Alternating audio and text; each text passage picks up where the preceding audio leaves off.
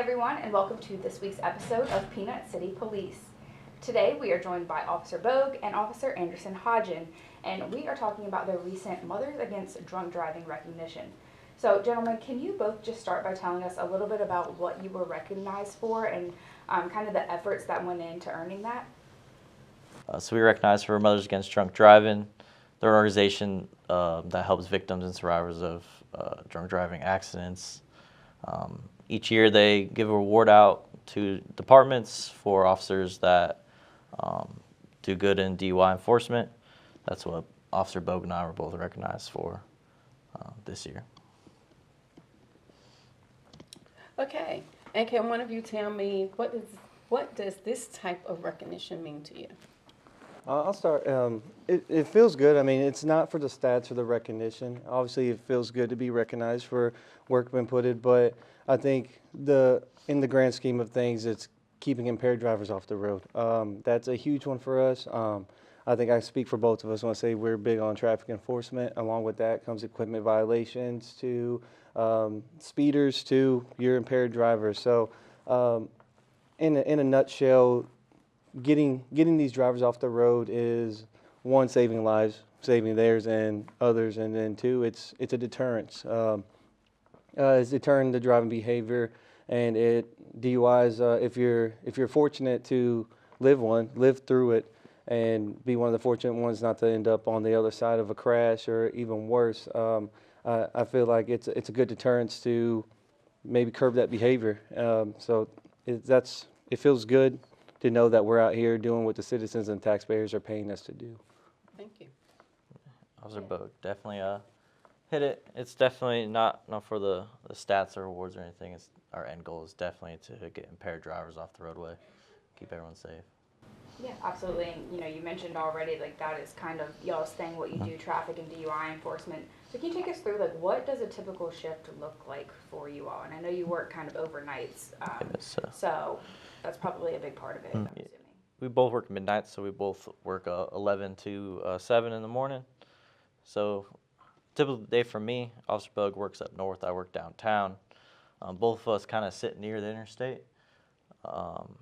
We both are on uniform patrol, so on top of our normal calls for service that we get throughout the night, when we have downtime where there's no calls for service, I'm out on the road. I'm doing a lot of stationary moving radar enforcement, really just driving around, just looking at cars, watching driving behavior, make sure people are driving safely and responsibly.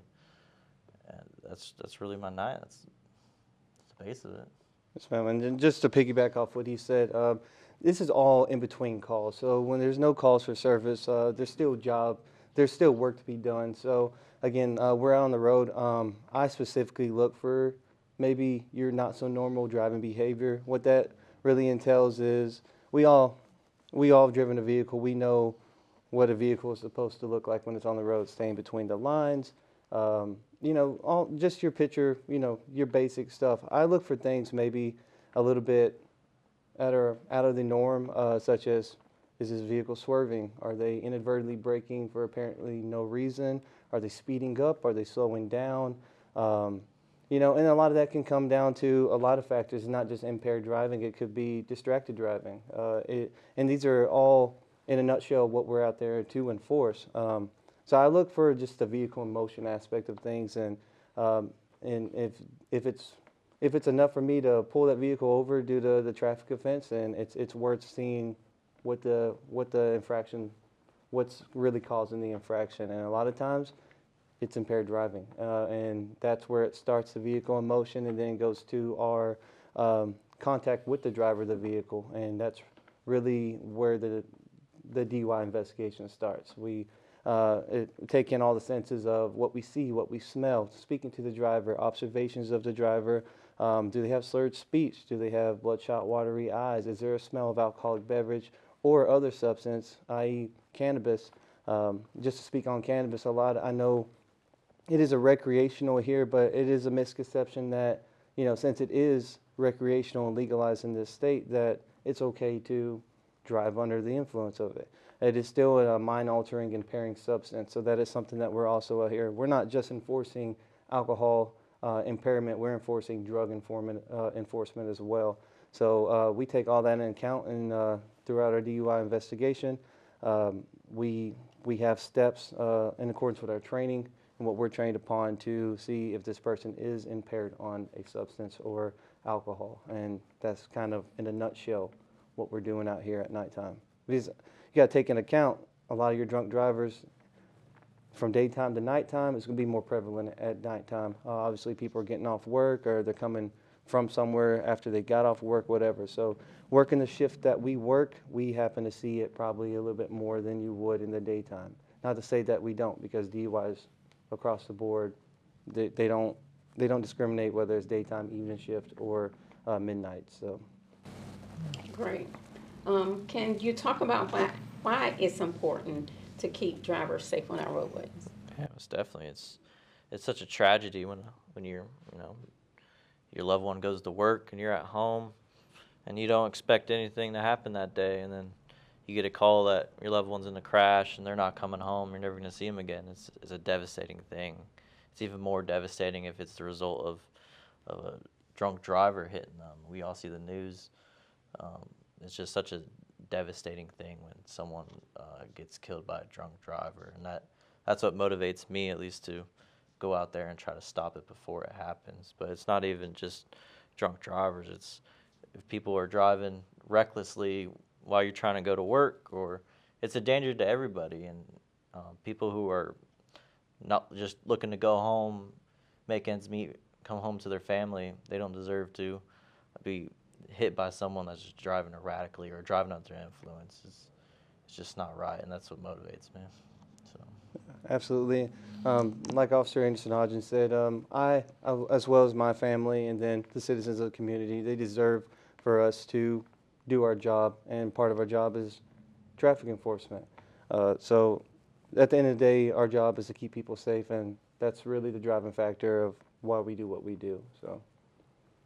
Yeah, and are there specific moments or traffic stops that you each have had and that you think back to and you're like, I might have saved that person's life or somebody else's, whether they were speeding or, it was a DUI or something like that? Or do those things kind of stand out to you in your mind when you do make those stops? Most definitely.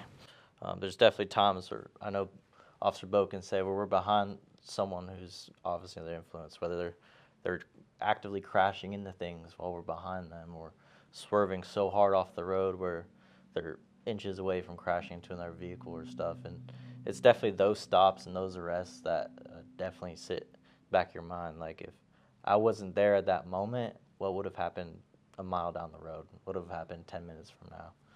So most definitely. Yeah, absolutely. I mean, if the infraction is enough for me to pull you over, I don't believe there is a bad stop. Like I said, you're curbing a behavior, whether it be speeding or be swerving or whatever the case may be. Just something as simple as a simple traffic stop where somebody may be cut on a verbal warning or a Virginia uniform summons, or if they happen to go in handcuffs and come with us. I think that's a curbing behavior that we can always look back to and be like, we potentially, or we did prevent something more egregious from happening. So again, I have no remorse or no mercy when it comes to impaired driving, because I mean we've all seen the aftermath of what it can do, how it can devastate families, and how it can devastate the community as a whole. Is there anything else you would like to add about traffic and DUI enforcement, or your recognition from the Mothers Against Drunk Driving Award? Yeah, it's definitely not a solo thing. We have a lot of help from our squad mates and other officers. It's not just us out there pulling cars. My other squad mates will go out there, be proactive, look for cars. If they come across a drunk driver, they're known to give me a call on the radio, and I'll pull up. So it's definitely not a solo act. Us as a department, I think we do really good. And if we see it, we stop it. We don't ignore it. We call people if they're too busy to handle it or something's going on. I think as a department, we do really, really well. And if we see it, we stop it, we take care of it, and we keep the community safe. Yeah, absolutely. I want to drive home the proactive side of finding these impaired drivers versus the reactionary side of it when it's post a crash or an incident. And we couldn't do it without our squad mates and even the citizens. We get calls for service all the time for reckless drivers, for speeding, or for someone, who's not driving the quote unquote norm. So without the help of all that, supporting the support of our supervisors and our chain of command as well, for sending us to these schools and enhancing our training to prevent these issues from happening, it wouldn't be possible. So again, it's not about the stats. I don't care how many arrests, and I know I speak for both of us and probably the department when I say this, it's all about the safety of the citizens of our community.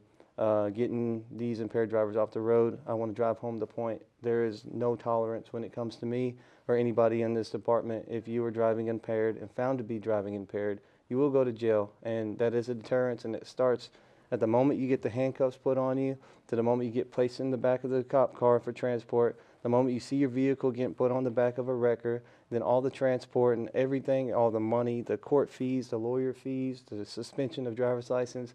It's a whole thing that is put in place to deter behavior and to curb that behavior. So again, them are the lucky ones, the ones who do find themselves in that situation if they are found to be impaired driving. So again, I mean, I feel like as a department, we do it very well.